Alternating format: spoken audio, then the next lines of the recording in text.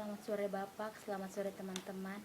Perkenalkan, nama saya Oktavia Trisnawati, kelas A semester 7, program mata kuliah Sosiologi Terapan. Pada hari ini saya akan membahas tugas ketujuh Sosiologi Terapan. Yang pertama, buku ketujuh ini memiliki judul Masa Depan Identitas dalam Masyarakat Informasi. Nah, di dalam buku ini berisi sub-sub babnya, yaitu pertama, satu, identitas atau banyak pernyataan, yaitu di mana identitas versus diferensiasi identitas. Nah, di sini kita tahu saja bahwa kita manusia sendiri memiliki memiliki identitas. Namun, dengan adanya teknologi tersebut, identitas sering dimanfaatkan oleh setiap orang untuk masuk berbagai macam akun-akun maupun aplikasi lainnya. Di sini juga disebutkan melalui slide ini, kita tahu saja bahwa identitas itu menggambarkan tanda integritas, karakter, dan kesehatan atau kepribadian seseorang. Nah, dan tidak jarang juga seseorang mengalami krisis identitas. Namun, kita saja bahwa di zaman yang semakin canggih ini, kita sering mendapatkan akun-akun internet seperti YouTube, Google maupun Facebook, Instagram, dan berbagai akun-akun lain, aplikasi lain tersebut sering meminta identitas keterangan kita, yaitu berupa email maupun format-format lainnya mengenai identitas kita. Nah, di sini penting kita untuk mengisi berbagai identitas kita dalam menentukan atau menggunakan aplikasi tersebut. Nah, tak jarang kita juga memberikan identitas tersebut, namun kita tak mengetahui bahwa identitas tersebut disimpan mereka, ataupun takutnya identitas tersebut dapat dimanfaatkan oleh berbagai macam oknum-oknum yang sangat merugikan kita. Nah, berikutnya kita lanjut ke pembahasan yang berikutnya, yaitu identitas di berbagai area, yaitu masyarakat informasi. Informasi masyarakat cenderung menuju sesuatu yang dapat dicirikan sebagai masyarakat yang makmur informasi, di mana tersedia lebih banyak informasi daripada yang dibutuhkan. Nah, di sini kita tahu saja bahwa masyarakat sangat membutuhkan berbagai macam informasi. Bahkan di sini melalui kekayaan informasi tersebut, kita membutuhkan identitas diri untuk terjun dalam suatu jaringan, sehingga kita bisa mendapatkan informasi tersebut melalui identitas.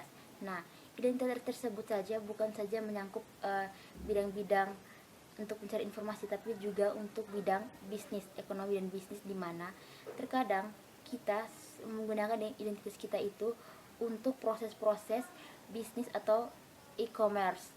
E-commerce tersebut adalah kita menggunakan kartu kredit kita ataupun kelayakan kredit sebagai pelanggan untuk melakukan kegiatan e-commerce tersebut. Nah, saat ini bahwa identitas lebih banyak dan lebih digunakan untuk menjual atau membuat produk di dunia online, dan juga berbagai macam pengecer-pengecer online menggunakan preferensi pelanggan atau identitas pelanggan untuk merekomendasikan barang dan jasa. Jadi identitas kita dibutuhkan, apalagi juga menyangkut kartu kredit dan juga menyangkut dengan hal-hal mengenai identitas diri kita, sehingga dapat mempermudah kita dalam melakukan belanja online atau e-commerce.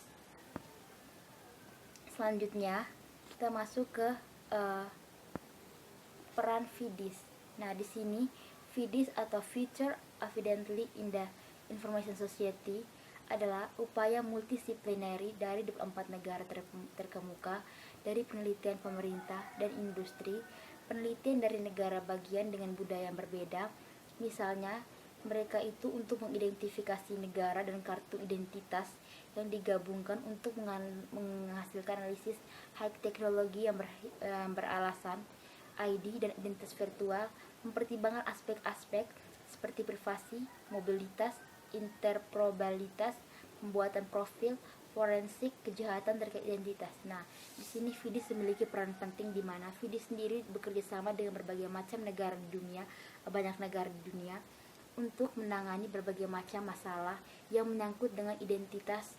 Dan juga FIDIS ini juga sering juga dimanfaatkan oleh berbagai macam negara untuk membantu mengelola atau menangani kejahatan-kejahatan di bidang teknologi seperti di bidang dunia maya, yaitu sering adanya pemalsuan identitas, pencurian identitas, dan hal-hal lainnya. Di sini FIDIS memiliki peran yang sangat penting. Dan juga kita masuk ke subbab berikutnya, identitas, konsep yang tunduk pada evolusi besar. Misalnya, sistem online telah diaktifkan pengembangan bentuk identitas yang benar-benar baru seperti dalam kasus game online, yaitu MMORPG, di mana orang dapat menemukan kehidupan baru, atau dengan kasus blog yang dapat digunakan oleh orang biasa sebagai stand pribadi dia mampu mengungkapkan pendapat mereka dan bahkan mengambil peran sebagai jurnalis. Di sini konsep yang tunduk pada evolusi besar, di mana ketika evolusi besar-besaran di bidang teknologi atau perkembangan di bidang teknologi tersebut, kita tahu saja bahwa perkembangan di dunia hiburan seperti game, dan saat ini kita tahu saja ada game-game Mobile Legends, PUBG, dan juga Free Fire. Ini merupakan dunia di mana kita dapat masuk ke dalam game online tersebut dengan berbagai akun atau identitas kita, sehingga kita dapat memainkan berbagai macam game online di dalamnya. Dan juga di sini disebutkan bahwa disediakan juga blog-blog di mana blog tersebut dapat kita gunakan untuk menyuarakan atau menulis apapun pendapat kita, apapun yang menyangkut dengan pikiran kita, yang ada dalam pikiran kita. Nah, berikutnya web 2.0 dan konseptualisasi dengan wiki, blog, bookmark, sosial, dan alat lainnya. Namun saya tekankan, buku ini merupakan buku yang sudah lama. Saat ini kita telah masuk ke era 4.0. Nah, lebih menarik lagi internet, dan lebih khusus lagi di zaman itu, yaitu web 2.0 telah hadir dengan keseluruhan serangkaian solusi yang memungkinkan kelompok dan komunitas untuk berpartisipasi secara kolaboratif. Subjek seperti wiki, blogging, atau bookmark sosial.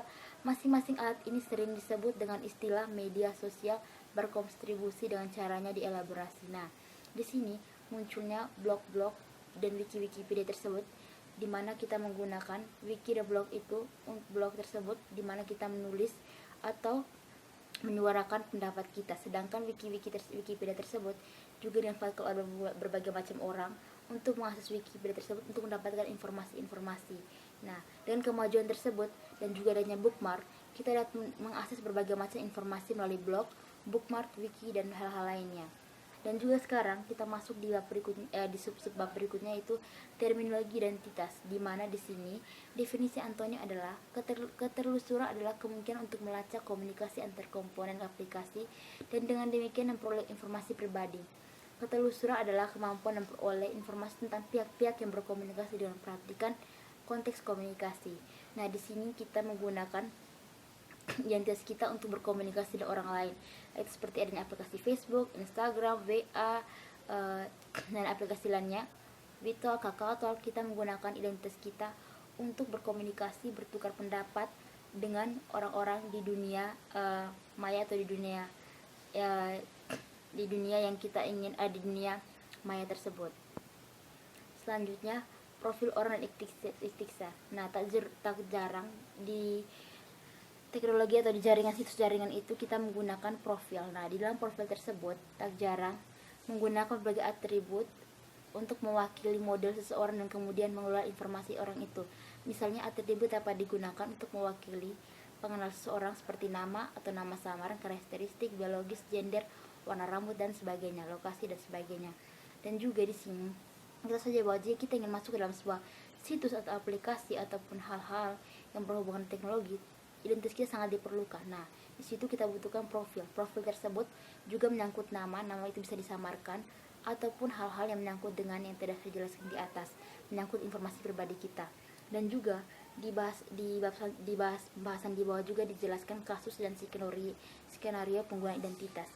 Banyak sekali kasus-kasus yang terjadi ketika kita menggunakan identitas dalam menggunakan teknologi tersebut. Bagian ini menyajikan kumpulan kasus penggunaan atau skenario yang dielaborasi oleh jaringan keunggulan FIDIS untuk mengidentifikasi dan menggambarkan secara konkret masalah identitas.